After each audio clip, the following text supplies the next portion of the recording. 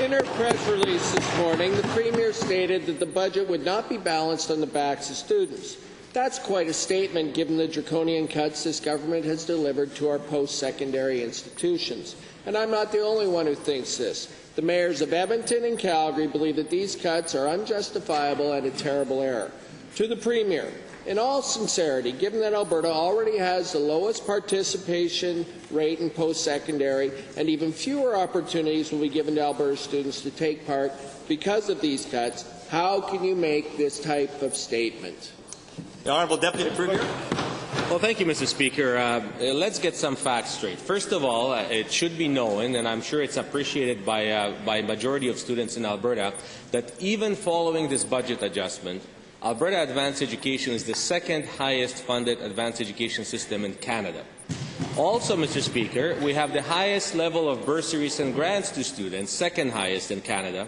And Mr. Speaker, even though this budget, nobody jumps up and down with happiness to have a budget reduction, but we will be focusing on adjusting the budget through administrative changes and not at the expense of students. Honourable member.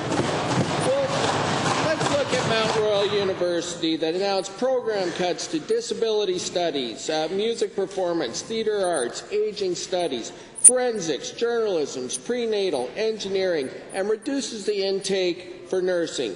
Does the Premier not recognize that these cuts to our post-secondary system are devastating students and will have long-lasting effects? Indeed. Honourable Deputy Premier.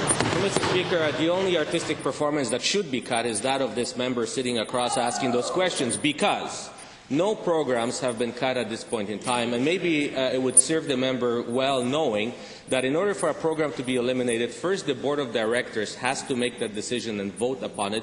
Board of Directors is made up of community members. Then that has to be submitted to the Minister's office for approval or not. I have to date not received any request for cutting programs. Honourable member.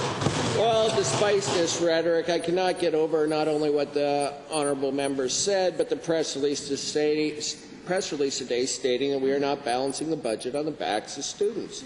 Isn't that akin to when I was trying to pull one over on my grandma when she would say, "My boy, don't take a leak on my shoes and tell me it's raining"?